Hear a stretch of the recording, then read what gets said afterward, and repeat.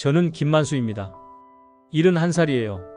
작년까지만 해도 제 손에 14억이 있었습니다. 지금은요. 서울 변두리 월세 60만원짜리 다세대 2층에서 살고 있어요. 웃기죠? 작년 이맘때까지만 해도 저는 14억 원을 가지고 있었거든요. 이제 평생 걱정 없이 살겠다 하면서 충남 시골로 내려갔어요. 35년 교직 생활 끝내고 평생 꿈꿔왔던 전원 생활을 시작한다고. 평생을 번 돈이 사라지기는 한순간이더라고요. 1년 반 만에 9억 원이 사라졌어요. 혹시 여러분 중에서도 나이 들면 시골에서 살아야지 하고 계신 분들 있으시죠? 제발 제 이야기 끝까지 들어보세요. 저는 평생을 성실하게 살았어요. 35년간 중학교에서 국어를 가르쳤고 투기나 도박 같은 건 한 번도 해본 적 없어요. 정년 퇴직 후 5년 동안은 집에서 조용히 지냈고요. 그러다가 생각해봤어요. 이왕 집에 있는 시간이 많은데 공기 좋고 경치 좋은 곳에서 살면 어떨까? 사실 어릴 때부터 꿈이었거든요. 시골에서 텃밭 가꾸며 사는 건 말이에요. 농촌에서 태어났거든요. 할아버지가 농사 짓는 모습을 보면서 자랐어요. 그런데 부모님이 공부해서 서울 가라 하셨죠. 그래서 평생 서울에서 살았지만 마음 한 구석에는 항상 시골에 대한 그리움이 있었어요. 언젠가는 돌아가야지. 언젠가는 할아버지처럼 농사지며 살아야지. 그런 평범한 사람이 어떻게 9억 원을 날렸는지 정말 믿기지 않으실 거예요. 구독과 좋아요 꼭 눌러주세요. 이런 실패담일수록 더 많은 분들이 보시면 좋을 것 같아요. 제가 당한 이런 일들을 여러분은 절대 당하면 안 되거든요. 지금부터 제 이야기 한번 해보겠습니다. 5년 전 퇴직할 때만 해도 모든 게 완벽했어요. 퇴직금에다가 30년 살던 아파트 12억에 매각했으니 12억이 넘게 있었죠. 어느 날 연예인들이 전원 생활을 하는 프로그램들을 보는데 유명 연예인들이 시골에서 텃밭 가꾸고 자연에서 힐링하고 너무 부러웠어요. 특히 기억나는 게 한 프로그램에서 어떤 배우 부부가 나왔는데 아침에 일어나서 텃밭에서 따온 상추로 쌈을 싸먹고 직접 기운 토마토를 따서 먹고 그런 모습이 너무 행복해 보였어요. 여보, 우리도 저렇게 살아보자. 평생 꿈이었잖아. 아내도 완전 찬성이었어요. 결혼하고 서울 와서 30년 넘게 살면서 늘 고향을 그리워했어요. 서울 생활도 이제 지겹고 자식들 다 독립했으니 우리만의 시간을 가져보자. 인터넷으로 전원주택 찾기 시작했어요. 매일 부동산 사이트를 들여다봤죠. 경기도는 너무 비싸고 강원도는 너무 춥고 그러다가 충남에서 예쁜 집을 발견했어요. 2층 전원주택 1000평부지 사진으로 보니까 정말 예뻤어요. 이 돈으로 이런 집에서 살 수 있다고 계산해봤어요. 전원주택 사고 남은 돈으로 생활하면 한 달에 300만원씩 써도 30년을 살 수 있잖아요. 월 300만원이면 충분하지. 시골이니까 생활비도 적게 들 거고. 주변 지인들에게 말했더니 모두 부러워했어요. 와, 부럽다. 시골에서 진짜 제대로 놀고 먹을 수 있겠네. 우리는 언제 그렇게 살 수 있을까? 교직 공기들 모임에서도 화제였어요. 김만수 정말 부럽다. 우리는 아직 애들 뒷바라지에 돈 들어가는데. 그런 말들을 들으면서 더욱 확신을 갖게 되었죠. 내 선택이 맞구나. 이제 정말 행복하게 살 수 있겠구나. 2월 직접 현장을 보러 갔어요. 고속도로 달리며 창 밖에 펼쳐진 들판과 산을 보는데 마음이 뻥 뚫리더라고요. 여보, 진짜 시골 간다니까 설렌다. 이런 기분 오랜만이야. 아내도 웃으면서 그러더라고요. 우리 여행 가는 거 맞지? 진짜 새로운 인생 시작이네. 공기는 맑고 조용하고 멀리 산이 보이고. 여보, 여기서 살면 정말 행복할 것 같아요. 그 자리에서 계약금 5천만 원을 내고 왔어요. 이사하는 날 정말 설렜어요. 30년 살던 서울을 떠나면서도 전혀 아쉽지 않았어요. 오히려 새로운 인생이 시작된다는 기대감뿐이었어요. 이사 트럭이 시골길로 들어서면서 보는 풍경 정말 아름다웠어요. 시골집에 처음 도착했을 때 와, 정말 좋았어요. 공기가 이렇게 맑을 수가 있나? 이게 바로 천국이구나. 밤에는 별이 쏟아지고 새소리에 눈을 뜨고 정말 TV에서 본 그대로였어요. 첫날 밤에 아내랑 둘이서 마당에 나가서 별을 봤어요. 서울에서는 이런 별을 볼 수 없었는데 정말 감동이었어요. 텃밭도 만들기 시작했어요. 장추, 배추, 무, 토마토 직접 심어봤어요. 매일 아침 일어나서 텃밭에 물 주고 오후에는 산책하고. 여보, 우리 정말 잘 왔네요. 그렇게 말했어요. 그때까지만 해도 한 달 정도는 정말 좋았어요. 신혼여행 같았죠. 그런데 두 번째 달부터 뭔가 이상했어요. 말을 사람들 눈빛이 달라지기 시작했거든요. 처음에는 어서 오세요. 잘 오셨네요. 하더니 점점 째려보기 시작했어요. 그러더니 어느 날부터 대놓고 말하기 시작했어요. 마을 슈퍼에 갔는데 할머니들이 수군거리는 소리가 들렸어요. 서울 사람들이 와서 잘난 척한다더라. 돈 많다고 우리를 무시한다더라. 저기 빨간 지붕집 말이야. 차도 비싸 보이던데. 전혀 그런 적이 없는데 말이에요. 그리고 마을 이장님이 찾아왔어요. 김 선생님, 마을 규칙 좀 설명드리려고 왔습니다. 마을 회비 월 5만원, 품맛이 각종 행사 의무 참여, 마을 대청소 길 닦기. 이런 건 도시에서는 없었는데 여기는 시골입니다. 마을 공동체니까 다 같이 해야 해요. 참여 안 하면 완전히 왕따가 되는 분위기였어요. 그런데 정말 충격적인 일이 일어났어요. 어느 날 갑자기 옆집 아저씨가 와서 고래고래 소리를 지르는 거예요. 당신 집 담장이 우리 땅을 침범했어. 네. 뭔 소리세요? 측량해보니까 50cm나 넘어왔어. 알고 보니 이전 집주인이 담장을 잘못 세운 거였어요. 그런데 그걸 저한테 해결하라는 거예요. 이전 주인한테 얘기하시죠. 그 사람은 이미 팔로 갔잖아. 이제 당신 책임이야. 측량비 50만원, 담장 재공사비 200만원, 총 250만원이 들어갔어요. 그게 끝이 아니었어요. 그 다음 달에는 제가 심은 감나무 가지가 경계를 넘어간다고 자르라고 하더라고요. 감나무를 왜 잘라요? 열매 좀 같이 따먹으면 되잖아요. 안 돼. 내 땅에 가지가 넘어오면 안 된다고. 바람도 선선하게 불고 별도 보이고. 여보, 이게 진짜 전원 생활이지 뭐야. 그런데 갑자기 옆집 아저씨가 담너로 얼굴을 내밀더니 고기 굽는 냄새 좀 안 나게 못하나요? 그러는 겁니다. 저는 고기 냄새 진짜 싫어하거든요. 여기 조용한 마을이에요. 처음엔 농담인 줄 알고 같이 드시자고 제안을 했죠. 그런데 진지하더라고요. 결국 그날 삼겹살 반쯤 굽다가 불 껐습니다. 고기 굽는 것도 눈치 봐야 하나? 내가 뭐 잘못했나? 그런 생각이 들더라고요. 그런데 정말 충격적인 건 생활 인프라였어요. 마트 가려면 차로 30분. 그것도 작은 마트예요. 대형 마트는 1시간 넘게 가야 해요. 종합병원은 1시간 20분. 응급실 있는 병원은 더 멀어요. 택배 일주일에 한 번만 와요. 그것도 마을 입구까지만 와서 직접 가져와야 해요. 배달 음식 그런 거 없어요. 치킨도 피자도 전혀 안 와요. 그런데 진짜 문제는 겨울에 시작되었어요. 11월부터 난방을 켰는데 첫 달 방비가 80만원이 나온 거예요. 뭐라고? 80만원? 도시가스가 없어서 프로판 가스를 써야 했는데 이렇게 비싼 줄 몰랐어요. 서울 아파트에서는 겨울에 20만원이었는데 갑자기 80만원이라니. 12월에는 100만원까지 나왔어요. 이거 잘못된 거 아니에요? 가스업체에 전화해봤더니 정상이라고 하더라고요. 전원주택은 단열이 안 돼서 그래요. 프로판 가스도 도시가스보다 3배 비싸고요.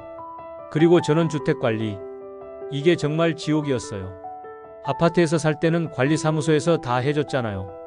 보일러 고장나면 전화 한 통이면 해결됐는데 여기서는 수리기사 오는데 3일 걸려요.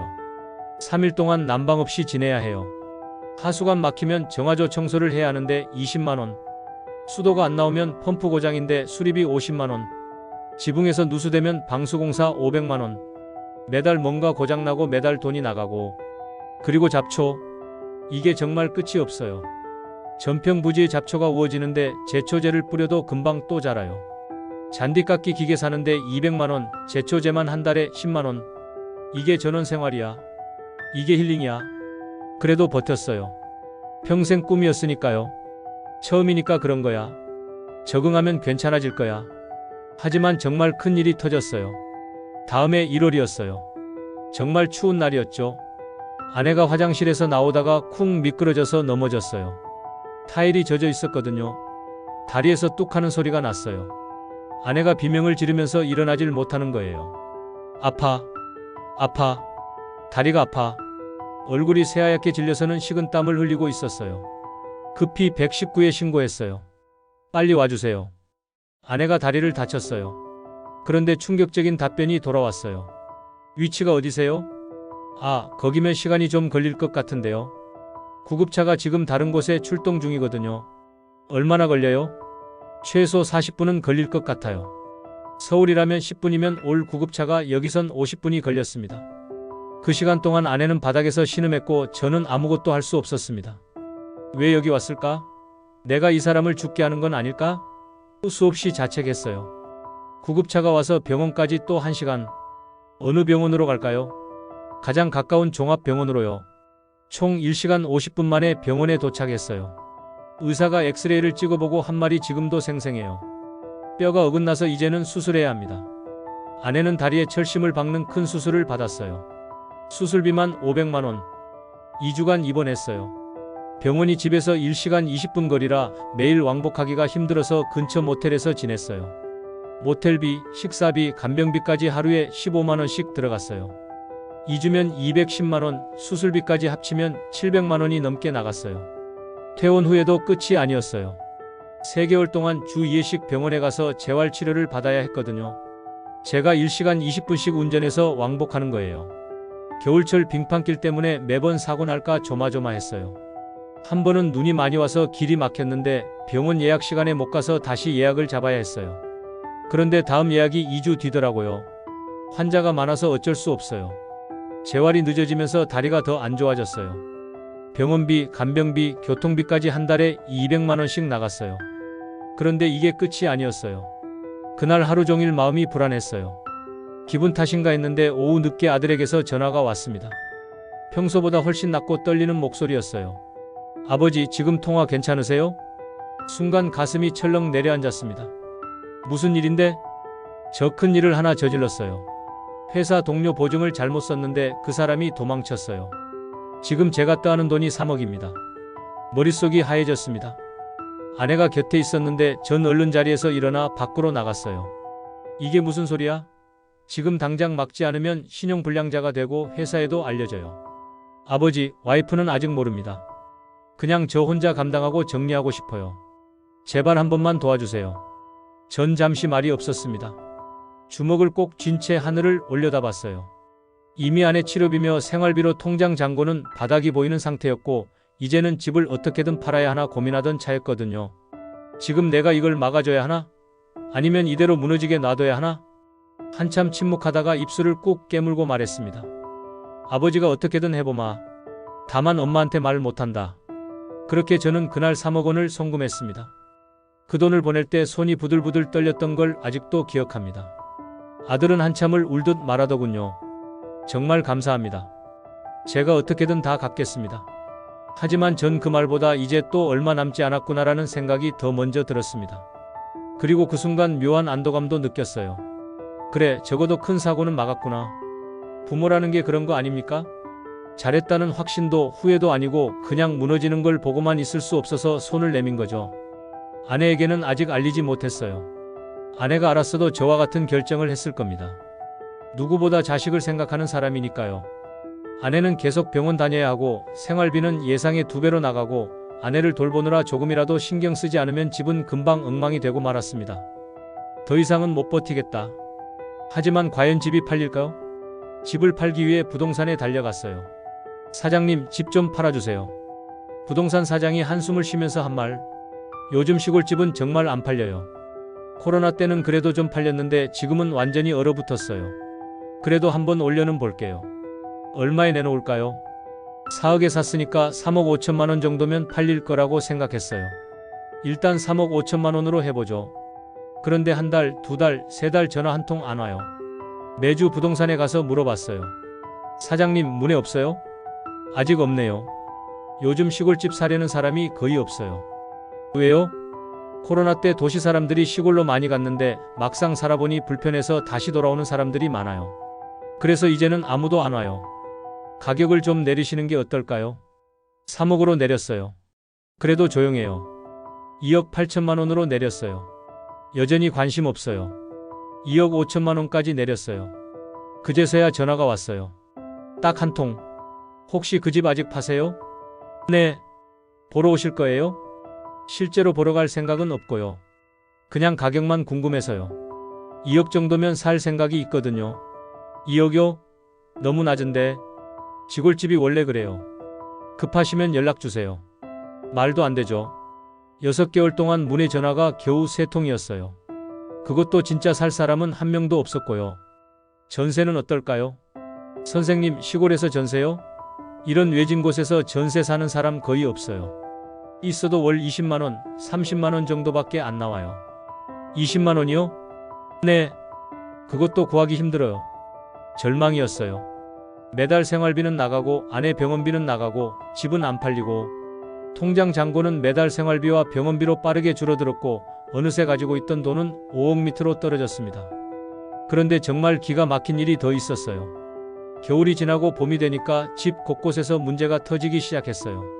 지붕에서 물이 새기 시작했어요. 겨울 동안 눈의 무게 때문에 지붕이 처진 거예요. 수리비가 얼마나 나올까요? 지붕 전체를 다시 해야 할 것 같은데 800만 원 정도 들 것 같아요. 800만 원. 그 다음엔 보일러가 완전히 망가졌어요.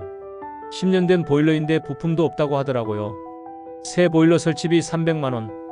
화장실 타일도 다 들떠서 다시 해야 하고 부엌 싱크대도 곰팡이가 쓸어서 교체해야 하고 집 하나 관리하는데 이렇게 돈이 많이 들 줄 몰랐어요. 그런데 그때 기적이 일어났어요. 1년 반이 지나고 나서 갑자기 전화가 왔어요. 안녕하세요. 그 집 아직 파세요? 목소리가 젊었어요. 서울에서 직장 다니는 30대 남자분이었어요.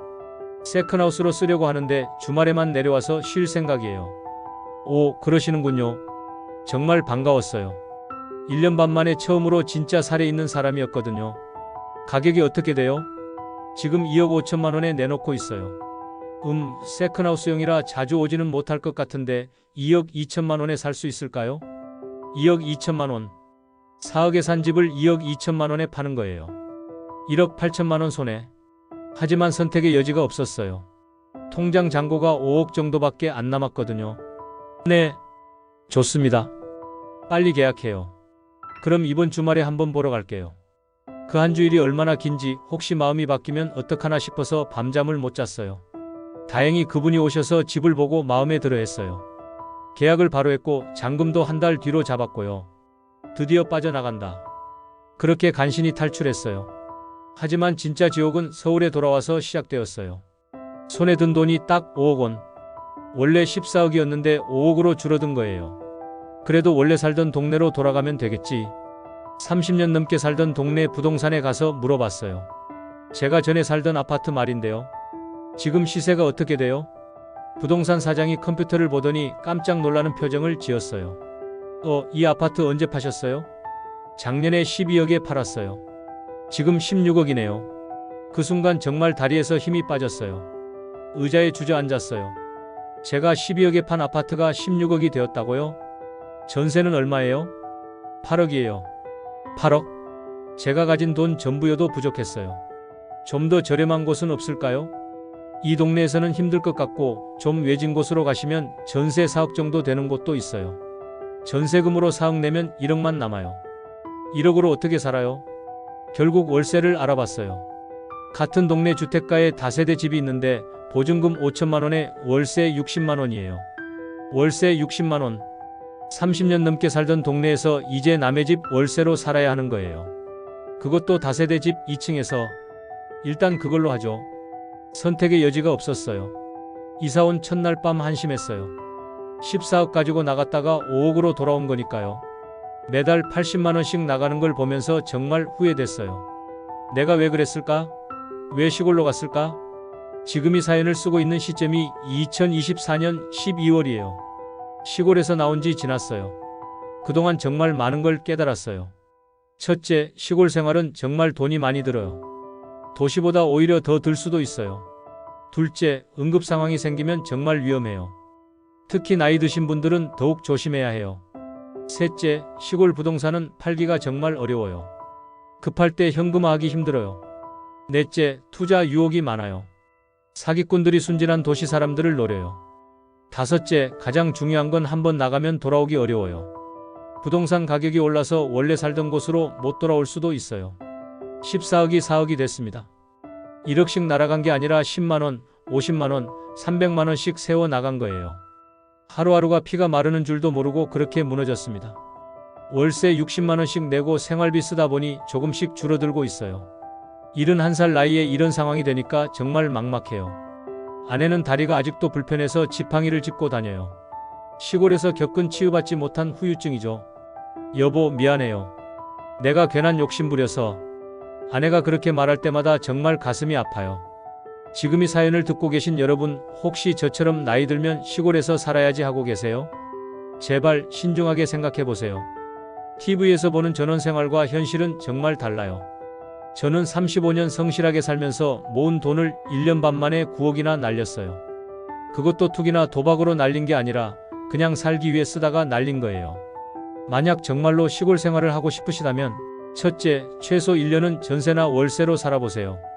사계절을 다 겪어보고 결정하세요. 둘째, 전 재산을 다 가져가지 마세요. 절반은 서울에 두고 가세요. 셋째, 응급 상황에 대비하세요. 병원까지의 거리, 구급차 도착 시간을 미리 확인하세요. 넷째, 투자 유혹에 절대 넘어가지 마세요. 특히 부동산 투자는 절대 금물이에요. 다섯째, 집을 살 때는 나중에 팔 수 있는지 미리 확인하세요. 매물이 많이 나오는 지역인지 수요가 있는지 확인하세요. 여섯째, 생활비를 정확하게 계산하세요. 난방비, 관리비, 교통비 모든 걸 다 계산하세요. 일곱째, 이웃과의 관계도 신중하게 생각하세요. 저처럼 조용히 눈치 보지 않고 살고 싶어서 시골로 갔는데 오히려 사람들 때문에 더 힘들 수 있습니다. 시골은 생각보다 공동체 문화가 강하고 서로의 일에 관심이 많습니다. 그냥 조용히 살고 싶은 분들에게는 그게 오히려 큰 스트레스가 될 수 있어요. 혹시 지금 저처럼 은퇴 후 시골에서 살고 싶다는 생각을 하셨다면 이 영상을 끝까지 본 그 순간부터 다시 고민해 보셔야 합니다. 제 실패가 누군가의 인생을 구할 수 있다면 그걸로 충분합니다. 제가 당한 이런 일들을 여러분은 절대 당하지 마세요. 특히 제 또래분들 정년 퇴직하고 여유 자금 있다고 함부로 결정하지 마세요. 신중하고 또 신중하게 생각하세요. 지금 저는 중학교 교사였던 경험을 살려 도서관과 공부방에서 아이들에게 한문과 독서 수업을 하며 살아가고 있습니다. 지금까지 71세 김만수였습니다. 저희 무모 실패담이 여러분에게 도움이 되었으면 좋겠어요. 감사합니다.